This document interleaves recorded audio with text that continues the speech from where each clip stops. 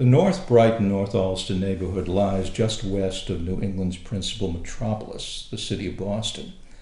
In the colonial period, it lay on the main thoroughfare, the so-called Roxbury Highway, linking Boston to the towns north of the Charles River, including Cambridge, the seat of Harvard College, to which the area today known as Allston-Brighton was united politically for the first century and a half of its history. The name Allston was applied to the eastern part of the town of Brighton in 1867 in honor of the leading American painter of the early 19th century, Washington Allston, a Harvard graduate who long resided in nearby Cambridgeport.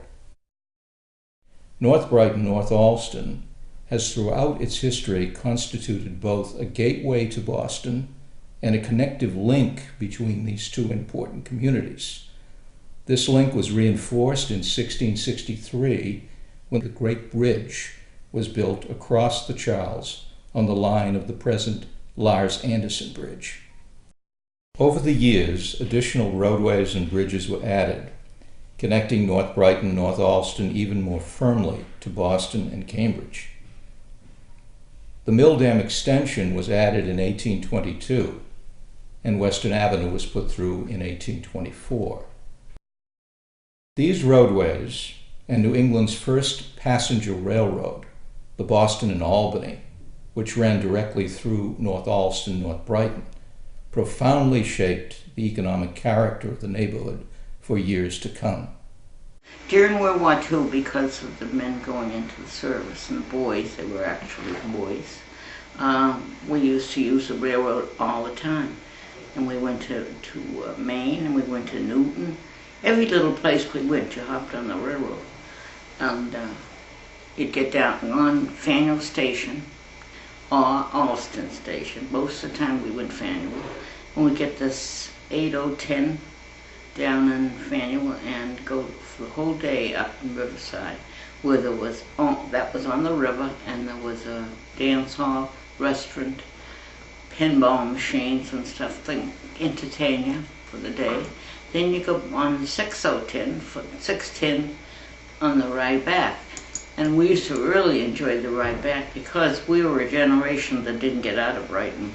Your family kept you right in there, in front of them in the living room. And we saw everything from Newton to Brighton out the windows. And everything had a name, so we learned everything we could.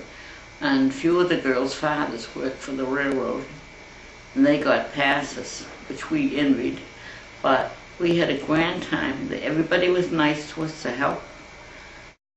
A number of depots were built to serve the needs of railroad patrons. The first of these was built in 1835 in Winship's Gardens in North Brighton, at the center of a 40-acre botanical garden. In the early 1850s, with the closing of Winship's Gardens, the Brighton Depot was relocated to the opposite side of Market Street, where it remained for over a century. At the turn of the 20th century, a prosperous commercial district arose along Cambridge Street and Brighton and Harvard Avenues, just south of the Allston Depot.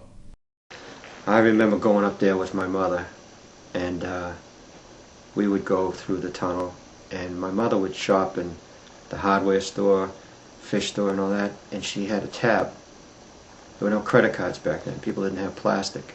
She'd go in and get her groceries and just sign the slip, and the store would mail her a bill at the end of the week, and she would mail them a check. It was credit based on honesty. Huh. There was no company in the middle between the merchant and the consumer. It was just, you had a relationship with the store owners, and they trusted you, and you paid your bills.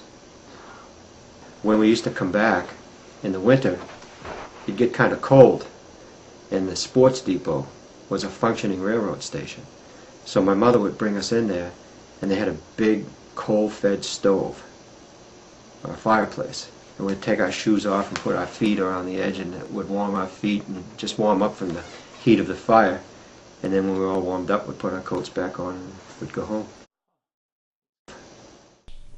In addition to the railroad, North Allston, North Brighton was serviced by an extensive network of streetcars. Eventually, the horsecar lines were replaced by much faster electric cars that ran along the main streets of the district.